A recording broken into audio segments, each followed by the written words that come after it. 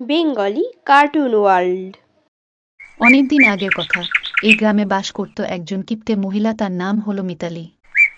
সে এই বাড়িতে তার স্বামীর সাথে বাস করত, তাদের কোনো ছেলে মেয়ে ছিল না। একদিন মিতালি রান্না করছে, তখন তার স্বামী হরি এসে বলে, আরে মিতালি, আজকাল আর কিছুই ভালো রান্না করো না। 1 মাস হয়ে গেল মাছ বাড়িতে ওঠেনি। একদিন মনের মতো করে মাছের ঝোল রান্না করো না। তোমার কি মাথা খারাপ হয়েছে? মাছের কত দাম জানো? এত দামে মাছ কিনে খাওয়ার থেকে টাকা জমানো ভালো। শুকনো বেগুন ভাজা করছি, ওটাই যথেষ্ট। এত টাকা জমিয়ে কি বা করবে? আমাদের তো কোনো সন্তান নেই। আমার শরীরটা ভালো নেই। একটু ভালো পুষ্টিকর খাবার দরকার। শরীর ভালো রাখার একটাই উপায়, টাকা জমাও। টাকার চেয়ে বড় পুষ্টি আর কিছু নেই। একথা বলে মিতালি চলে যায় দোকানে। তখন হরি মনে মনে ভাবে, মিতালির কৃপণতা দূর করার জন্য আমাকেই কিছু করতে হবে, যাতে মিতালি আর কিছুতে কৃপণতা না করে। কিছুক্ষণ পর পাড়ার একটি দোকানে মিতালি দরদাম করছেন রমেশ নামের দোকানিয়ের সাথে।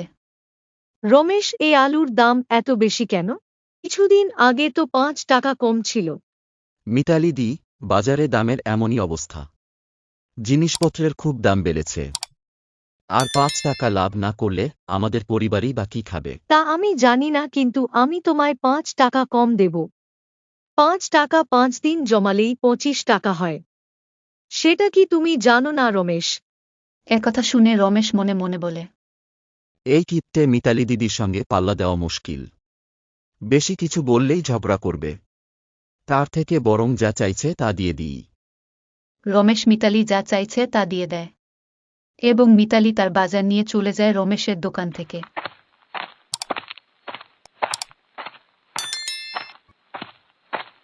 কিছুদিন পর হরি বসে বসে ভাবছে যে তার বউকে কিভাবে উচিত শিক্ষা দেওয়া যায়। একথা ভাবতে ভাববে হঠাৎ তার মাথায় একটা বুদ্ধি আসে। আর সেই মতো হরি মিতালির টাকার বাক্স থেকে কিছু টাকা বাক্সতে রেখে সব টাকা বার করে নেয়। এরপর কিছু ইঁদুর এনে সেই বাক্সর মধ্যে ছেড়ে দেয়। এরপর হরি সেই বাক্স বন্ধ করে ঘর থেকে বেরিয়ে যায়। কিছুক্ষণ পর সন্ধ্যা হয়ে যায়। এরপর হরি কাজ থেকে বাড়ি ফিরে আসে। ও খাটের উপর বসে। আর তখনই মিতালি ঘরে আসে এবং প্রতিদিনের মতোই সন্ধ্যাবেলায় মিতালি তার জমিয়ে রাখা টাকার বাক্স খুলে দেখতে যান সে কত টাকা জমিয়েছেন। বাক্স খুলেই সে সেখানে ইঁদুরের দেখতে পান ও দেখেন তার টাকাগুলো ইঁদুর কেটে ফেলেছে। এই দেখে মিতালি বলে, এ কি সর্বনাশ!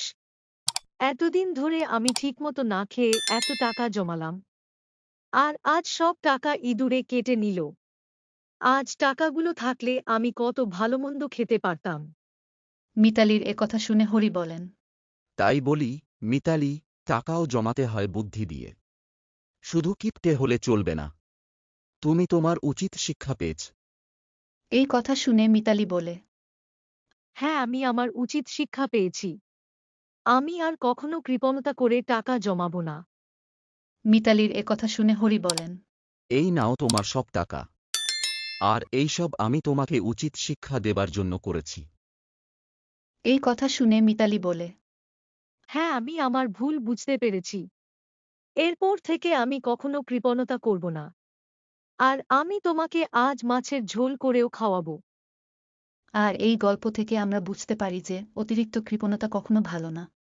নিজের কোনো ইচ্ছে থাকলে সেটা টাকা থাকতে পূরণ করে নিতে হয়।